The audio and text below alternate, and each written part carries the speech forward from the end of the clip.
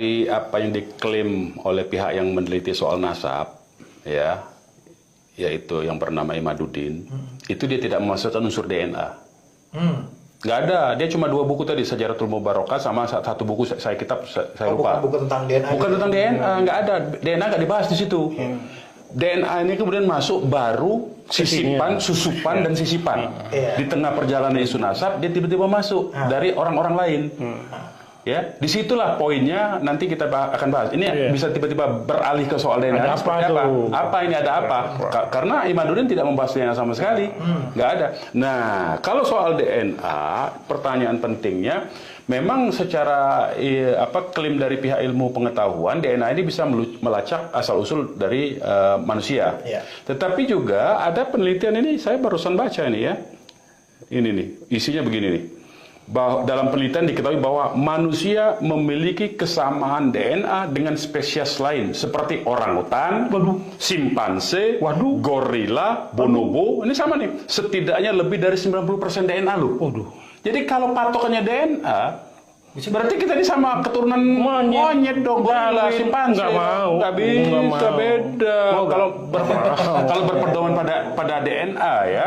Nah itu persoalan. Ini bukan main-main, ini yang melakukan penelitiannya ini Vance de Waal namanya, ilmuwan yang mengkhususkan diri meneliti primata dari Emory University di Atlanta, Amerika Serikat.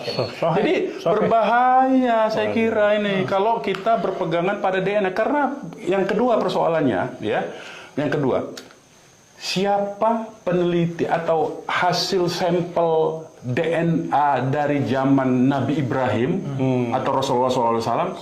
DNA mana? Contoh sampel yang pernah diambil? Nggak ada.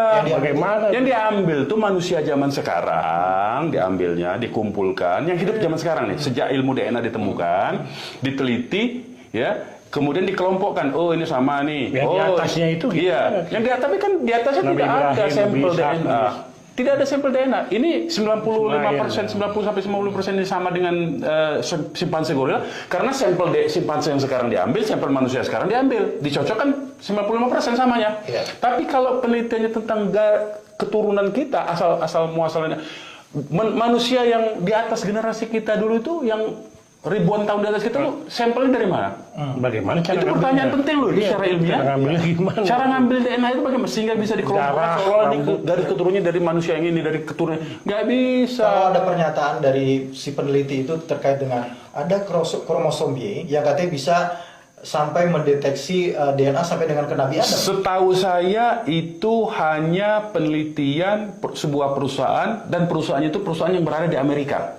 Sperma itu, kalau kromosom Y. Kalau kromosom Y dengan X itu adalah wilayah penelitian dari segi sperma, dan itu dunia kedokteran. Tapi itu balik lagi, apakah pernah diteliti kromosom dari nenek moyang kita yang di atas, yang haplogrup J, haplogrup G, haplogrup J1 itu? Generasi di atas kita itu siapa yang diambil sampelnya untuk memastikan bahwa yang sekarang ini, oh ini yang terjadi setahu saya ya, yang saya baca cari informasi ya, karena kan mereka juga pakai internet ini soalnya informasi haplogrup itu internet semua itu nggak bisa.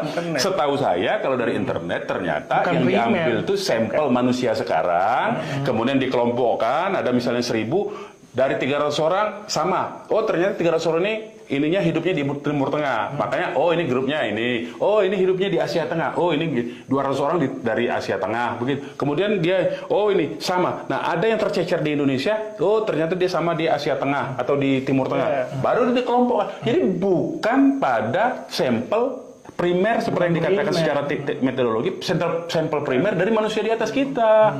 Enggak. Jadi sebetulnya gugur juga itu ini, dan DNA pun juga teori kalau dia mencoba untuk melacak manusia di atas kita, nenek moyang kita. Itu teori, kecuali kalau mereka bisa mengambil sampel yang betul-betul misalnya diklaim keturunan dari Bani Israel misalnya.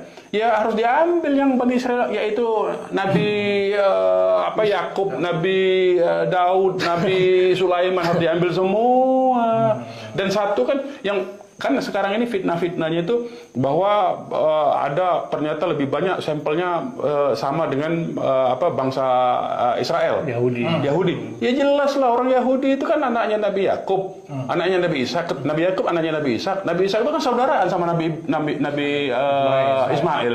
Bapaknya siapa? Nabi Ibrahim. Sama. Ya sama lah. Satu bapak lah ya. Nah, jadi otaknya itu kemana menurut saya?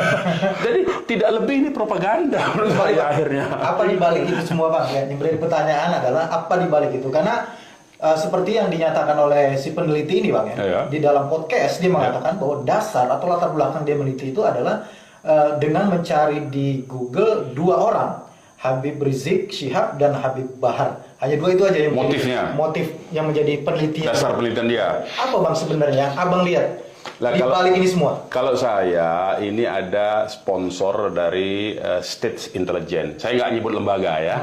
Ini ada sponsor dari State Intelligence Sponsorship. Ya, di balik ini semua isu ini, tujuannya tidak lebih dan tidak kurang. Ini begini, ini kita tahu sejak 2016 ini kebangkitan umat Islam ini kan luar biasa, ya kan? Kemudian terjadi sinergi, persatuan, ya, antar mazhab, antar golongan, antar ormas. Ini kan hampir semua sudah punya kesadaran untuk bersatu.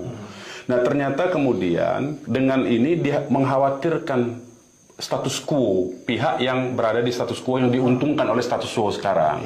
Pihak ini adalah orang-orang, kalau dalam teori sosial itu, ya, itu the ruling class ini. Dia terganggu nih kalau umat Islam bersatu, ya, antar ormas, antar mazhab ini. Jadi harus diacak-acak.